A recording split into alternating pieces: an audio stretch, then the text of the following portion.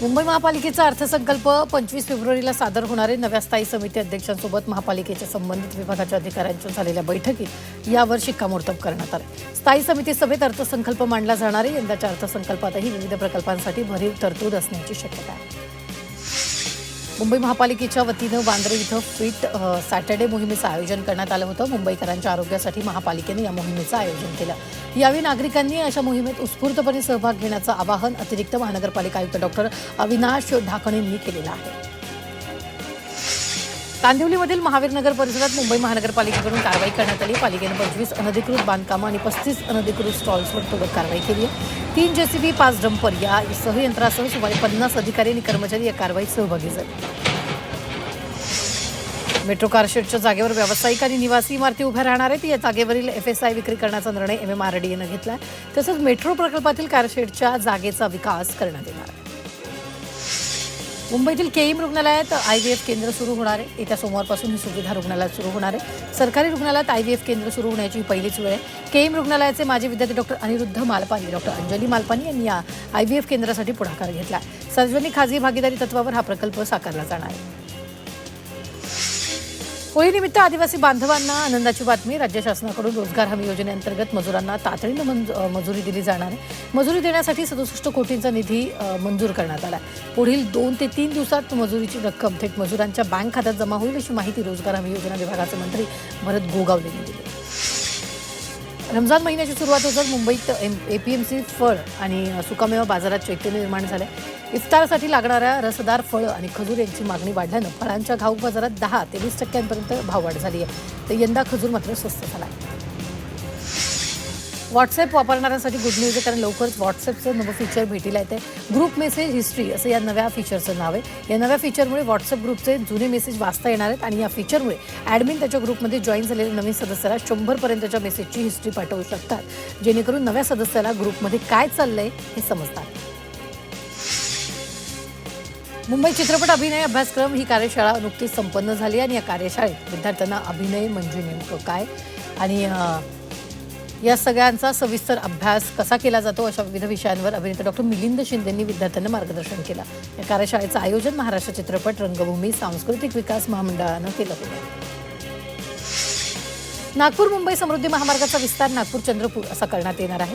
तर 204 किलोमीटरच्या सुधारित संरेखनास राज्य सरकारनं मंजुरी दिली आहे। भूसंपादनासाठी 2353 कोटी खर्चालाही प्रशासकीय मान्यता मिळाली आहे। त्यामुळे या प्रकल्पाचा मार्ग मोकळा झाला असून लवकरच बांधकामासाठी निविदा काढण्यात येणार आहे। पश्चिम रेल्वेनं भंगार विक्रीतून 506 कोटी 63 लाख रुपयांचा महसूल मिळवला आहे। तर मिशन झिरो स्क्रॅप उपक्रमांतर्गत सर्व आस्थापना आणि विभाग भंगारमुक्त करण्याच्या दिशेनं ही उल्लेखनीय कामगिरी ठरली। या महसुलाचा वापर रेल्वे बोर्ड सेवांची सुधारणा, नवीन प्रकल्पाची उभारणी अशा विविध उपक्रमांसाठी करण्यात येणार आहे। लोकलच्या व्यवस्थापनासाठी आवश्यक असलेली ट्रॅफिक मॅनेजमेंट सिस्टीम पश्चिम रेल्वेकडून अद्ययावत करण्यात येणार आहे। नवीन IP आधारित यंत्रणा उभारण्यात येणार आहे। यामध्ये कृत्रिम बुद्धिमत्तेचा वापर होणार आहे। संत गाडगे महाराज चौक ते चेंबूर मोनोरेल आता सुरू होण्याच्या दिशेनं आहे। मोनोरेल सुरू करण्यासाठी इंडिपेंडेंट सेफ्टी असेसमेंट सुरक्षा प्रमाणपत्र मिळाले, त्यामुळे आवश्यक असलेले CMRS प्रमाणपत्र मिळवण्यासाठी MMOCL प्रयत्न केले जाणार आहेत आणि हे मिळताच मोनो पुन्हा रुळावर धावू लागणार आहे। मुंबईकरांसाठी एक दिलासादायक बातमी। मुंबईत पुन्हा मोनोरेल धावणार असल्याची घोषणा काल MMRDAनं आपल्या अधिकृत अकाउंटवरून केली। ही नवी मोनोरेल पहिल्यापेक्षा अधिक सुरक्षित, स्मार्ट आणि वेगवान असल्याची माहिती MMRDAनं यावेळी दिली। या नव्या रेकला मंजुरी मिळाली असून आता संपूर्ण कॉरिडॉरच्या सुरक्षा चाचणीची प्रतीक्षा आहे। वर्सोवा भाईंदर कोस्टल रोडच्या पायलिंगच्या कामाच्या ठिकाणी बाधित इमारतींना VJTIचे अधिष्ठाता अभय बांबोळे यांनी भेट दिली। पुढील काळात रहिवाशांच्या सुरक्षेसाठी सर्व आवश्यक खबरदारी घेण्यात येईल असं आश्वासन यावेळी त्यांनी दिलं। वर्सोवा भाईंदर कोस्टल रोडसाठी राज्य वन विभागाने निविदा जारी केली आणि या प्रकल्पासाठी 45,000 खारफुटी वृक्षाची तोडणी करण्यास मान्यता दिली आहे। या कामाचा अंदाजे खर्च 2 कोटी रुपये आहे। देशांतर्गत हवाई प्रवाशाच्या संख्येत 3.5% वाढ झाली, मात्र विमान रद्द होण्याचं प्रमाण जास्त असल्यानं वर्षभरात 10 लाख प्रवाशांना विमान प्रवास करता आला नाही। 8 लाख प्रवाशांना विमान विलंबाचा मनस्ताप सहन करावा लागला। मुलुंड ठाणे आणि पनवेल ते वाशी दरम्यान मध्य रेल्वेनं रविवारी ब्लॉक घोषित केलाय। पश्चिम रेल्वेवर वसई रोड ते विरार दरम्यान आणि बोरिवली ते दहिसर दरम्यान शनिवारी मध्यरात्री रात्रकालीन ब्लॉक घेण्यात येणार आहे। यामुळे पश्चिम रेल्वेवर रविवारी दिवसा ब्लॉक नसणार आहे। एसटी महामंडळाच्या सुमारे 86,000 कर्मचाऱ्यांचे वेतनवाढीचे थकीत हप्ते देण्यासाठी राज्य शासनानं तातडीनं 100 कोटी रुपयांची तरतूद केली. त्यामुळे फेब्रुवारी महिन्याच्या वेतनात कर्मचाऱ्यांच्या बँक खात्यात थकबाकीचा हप्ता जमा होईल, अशी माहिती परिवहन मंत्री प्रताप सरनाईक यांनी दिली आहे. बाबर किंवा या नावाशी साधर्म्य असलेल्या धार्मिक स्थळांची माहिती तसंच नामकरणावर बंदीसाठी याचिका दाखल करण्यात आली होती. मात्र या याचिकेवर सुनावणी घेण्यास सर्वोच्च न्यायालयानं नकार दिला. आता राष्ट्रीय महामार्गावरील टोल लवकरच रोकड मुक्त होणार आहे. येत्या 1 एप्रिलपासून रोख स्वरूपात टोल स्वीकारणं बंद करण्याचा प्रस्ताव विचाराधीन आहे. तर प्रवाशांना फक्त फास्टॅग किंवा UPIद्वारेच टोलची रक्कम भरता येणार आहे. राष्ट्रीय महामार्ग प्राधिकरणानं या संदर्भात निवेदन प्रसिद्ध केलं. अभिनेता रणवीर सिंग धमकी प्रकरणी नवी माहिती समोर आली. रणवीरला आलेल्या धमकीचा व्हॉइस मेसेज प्रकरणी हॅरी बॉक्सर आणि शुभन लोणकर विरोधात मुंबईत FIR दाखल करण्यात आले. तो धमकीचा व्हॉइस मेसेज हॅरी बॉक्सरचाच असल्याचं निष्पन्न झालं. मुंबईच्या हवेचे गुणवत्ता निर्देशांक 129 नोंदवला गेला. हा निर्देशांक मध्यम श्रेणीत असला तरी वरळीसारख्या केंद्रावर हवा वाईट श्रेणीत नोंदवली गेली आहे. फेब्रुवारी अखेरपर्यंत अधूनमधून अशीच परिस्थिती निर्माण होऊ शकते असा अंदाज आहे. 24 तासांमध्ये कमाल तापमानात मोठी वाढ झाली. मुंबईमध्ये सकाळच्या सुमारास 90% अधिक आर्द्रता होती. दुपारनंतर कुलाबा इथे 71% आणि सांताक्रूजमध्ये 65% आर्द्रता होती. सध्या वाऱ्यांचा वेग कमी आहे. कल्याणमध्ये धक्कादायक प्रकार घडलाय. कल्याण ACP कार्यालय इथं 5.5 फुटांचा अतिविषारी इंडियन कोब्रा शिरल्यानं एकच खळबळ उडाली. त्यामुळे कार्यालयात काम करणाऱ्या महिला पोलीस कर्मचाऱ्यांनी भीतीपोटी तब्बल अर्धा तास स्वतःला खोलीत कोंडून घेतलं. सर्पमित्रांनी घटनास्थळी धाव घेत नागाला पकडल्यानंतर परिस्थिती नियंत्रणात आली. मुंबई शहर आणि उपनगरांमधील मराठी माध्यमांच्या तब्बल 57 शाळा बंद पडण्याच्या वाटेवर आहेत. 57 पैकी 34 शाळा पश्चिम मुंबई जिल्ह्यातील असून 19 शाळा उत्तर मुंबईतील आहेत. तर 4 शाळा दक्षिण मुंबईत आहेत. या शाळा बंद पडण्यामागे अपुरी विद्यार्थी संख्या हे प्रमुख कारण असल्याची माहिती आता मिळते आहे. कल्याण मुरबाड रेल्वे मार्ग प्रकल्पाचं 0% भूसंपादन झालं. गेल्या 7 वर्षापासून या प्रकल्पासाठी लागणाऱ्या भूसंपादनाच्या प्रक्रियेत कोणतीही प्रगती झालेली नाही. त्यामुळे हा प्रकल्प कधी पूर्ण होईल आणि कल्याण मुरबाड प्रवास कधी करता येईल असा प्रश्न प्रवाशांना पडला. बेस्टच्या ताफ्यातील बसच्या घटत्या संख्येचा परिणाम प्रवासी संख्येवर होतोय. बेस्टनं या आर्थिक वर्षात 3,000 कोटी रुपयांची तूट होण्याची शक्यता व्यक्त केली आहे. ही तूट भरून काढण्यासाठी आगामी अर्थसंकल्पात भरीव आर्थिक तरतूद करण्याची मागणी बेस्टनं केली. कल्याण बदलापुरातील पालेगावाजवळ पाण्याची पाईपलाईन फुटली. यामुळे हजारो लिटर पाणी वाया गेले. तसंच कल्याण बदलापूर रस्त्यावर पाणीच पाणी झालं. या घटनेमुळे परिसरात नागरिकांना समस्या निर्माण झाली. बदलापुरात गोरगरीब महिलांना यावेळी पैशाचं आमिष दाखवून अंडाशयाची तस्करी होती. गरजू महिलांच्या गर्भाशयात स्त्री विजाची वाढ होण्यासाठी इंजेक्शन दिली जात होती. गर्भाशयात स्त्री विजाची वाढ झाल्यानंतर गाडेकर ही IVF सेंटरमध्ये पाठवायचे. तिथं गर्भाशयातील अंडाशय काढलं जायचं आणि त्यानंतर त्याची सर्रासपणे विक्री करण्यात येत होती. या प्रकरणी बदलापूर पोलिसांनी दलालाच्या टोळीच्या मुसक्या आवळल्या. कर्जत पोलिसांनी दुचाकी चोरणारी टोळी गजाआड केली. कर्जत पोलिसांनी या कारवाई 4 जणांना अटक केली असून त्यांच्याकडून 9 दुचाकी जप्त केल्यात. अटकेतील आरोपींवर कर्जत, किन्हवली, मुरबाड, कुळगाव आणि बदलापूर पोलीस स्टेशनमध्ये दुचाकी चोरीच्या गुन्ह्याची नोंद केली. ठाण्यात काँग्रेस विरोधात शिवसेना आक्रमक झाल्याचं पाहायला मिळते. ठाण्यात युवासेनेनं काँग्रेसचा निषेध नोंदवत आक्रमक आंदोलन केले. युवासेना पदाधिकारी राहुल लोंढेंनी हे आंदोलन केले. दिल्लीतील भारत मंडपम इथं झालेल्या इंडिया AI इम्पॅक्ट समिट दरम्यान युवक काँग्रेसनं सरकारच्या धोरणांविरोधात निदर्शनं केली. या घटनेचा निषेध म्हणून ठाण्यात काँग्रेस विरोधात आंदोलन करण्यात आलं.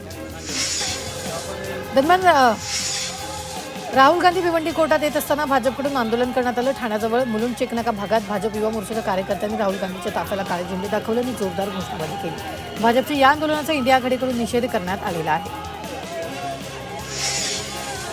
राष्ट्रवादी काँग्रेस पक्षाच्या राष्ट्रीय कार्यकारिणीची 26 फेब्रुवारीला बैठक होणार आहे. मुंबई ते वरळी डोममध्ये संध्याकाळी 4:30 वाजता राष्ट्रवादीच्या राष्ट्रीय कार्यकारिणीची बैठक होणार आहे. या बैठकीत सुनेत्रा पवार यांची पक्षाच्या राष्ट्रीय अध्यक्षपदी निवड होणार आहे.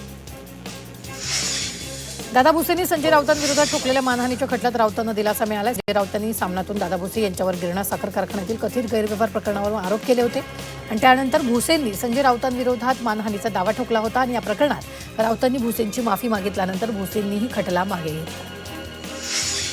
राष्ट्रवादीच्या विलिनीकरणानंतर शरद पवार हे राजकारणातून अलिप्त होणार होते आणि सामाजिक कामात सक्रिय होणार होते अशी माहिती सूत्रांनी दिली. मात्र शरद पवारांनी पुन्हा राज्यसभेवर जावं असं अजित पवारांचा आग्रह होता अशी माहिती सूत्रांकडून मिळते. मंत्रालयातील लाचखोरी प्रकरणात अन्न आणि औषध प्रशासन मंत्री नरहरी झिरवाळ यांचे खासगी सचिव डॉक्टर रामदास गाडे याला पदावरून कार्यमुक्त करण्यात आलेलं आहे. झिरवाळ यांच्या मंत्रालयातील कार्यालयातच क्लार्क राजेंद्र ढेरिंगे यांनी 35,000ची लाच स्वीकारली. गाडेच्या सांगण्यावरून लाच स्वीकारल्याचा आरोप ढेरिंगेने केला. संजय राऊतांना महाराष्ट्र माहीत नाही, ते केवळ भांडूपमध्ये गोट्या खेळतात अशी टीका मंत्री आशिष शेलारांनी केली. राष्ट्रीय स्वयंसेवक संघाच्या पदाधिकाऱ्यांना सुरक्षा दिल्यावरून संजय राऊतांनी ही टीका केली. याला आशिष शेलार यांनी उत्तर दिलं. खासदार संजय राऊत उद्धव ठाकरेंचं मीठ खातात आणि शरद पवारांची चाकरी करतात अशी टीका नवनाथ बन यांनी केली आहे. राऊतांचा धूर्तपणा आदित्य ठाकरेंनी ओळखलाय असा दावा सुद्धा बन यांनी केला. शरद पवार साहेबच दिल्लीत काँग्रेसने केलेल्या आंदोलनामुळे नाक कापून अपशगुन करण्याचा प्रयत्न काँग्रेसकडून करण्यात आला असा टोळा मुनगंटीवारांनी लगावला. एआय समिट आंदोलनाचं ठिकाण नसल्याचं त्यांनी नमूद केलेलं आहे. प्रसिद्ध गीतकार संगीतकार जावेद अख्तर यांनी मुख्यमंत्री देवेंद्र फडणवीसांवर कौतुकाचा वर्षाव केला. मुंबईच्या पायाभूत सुविधांसाठी आणि शहराचा एकूणच चेहरा मोहरा बदलण्यासाठी त्यांनी मुख्यमंत्र्यांचे आभार मानले. दिल्लीतील एआय समिटमध्ये त्यांनी मुख्यमंत्र्यांचं तोंड भरून कौतुक केलं. बच्चू कडू यांच्या इशाऱ्यानंतर मनरेगा अंतर्गत काम करणाऱ्या आदिवासी क्षेत्रातील मजुरांना होळीपूर्वी राज्य शासनाकडून मोठा दिलासा मिळाला. प्रलंबित असलेल्या मजुरीसाठी राज्य शासनाकडून 67 कोटी रुपयांचा निधी मंजूर करण्यात आला असून पुढील 2 ते 3 दिवसात मजुरांच्या खात्यात मजुरीची रक्कम जमा होणार आहे. मीरा भाईंदर महापालिकेच्या लाईव्ह प्रक्षेपणावर महापौर डिंपल मेहता यांनी बंदी घातली. याला मनसे आणि भाजप नगरसेवकांनी विरोध दर्शवला. लोकशाहीचा आवाज दाबल्याचा मनसेकडून आरोप होतोय, तर या निर्णयाला भाजप नगरसेविका नीला सोनसी यांनी कडाडून विरोध केला. मुंबईच्या महापौर रितू तावडेंनी घाटकोपरमधील राजावाडी रुग्णालयाची पाहणी केली. या पाहणी दौऱ्यावेळी त्यांनी रुग्णालयातील व्यवस्थेचा आणि स्वच्छतेचा आढावा घेतला. यावेळी रितू तावडेंनी शल्यचिकित्सक कक्षाला भेट देऊन रुग्णांशी संवाद साधला. व्हीएसआर कंपनीमागे बड्या राजकीय नेत्यांचं पाठबळ आहे, त्यामुळे अजितदादांच्या अपघात तपासात दिरंगाई होती असा गंभीर आरोप रोहित पवारांनी केला. तसंच पंतप्रधान मोदी आणि अमित शहाच अजितदादांना न्याय देऊ शकतात, त्यांनी तपासात लक्ष घालावं अशी मागणी रोहित पवारांनी दिल्लीतील पत्रकार परिषदेत केली. अजितदादांच्या विमान अपघात प्रकरणात आमदार रोहित पवारांनी पंतप्रधान मोदींना पत्र लिहिलं. या पत्रात त्यांनी केंद्रीय मंत्री राममोहन नायडू यांचा राजीनामा घ्यावा अशी मागणी केली.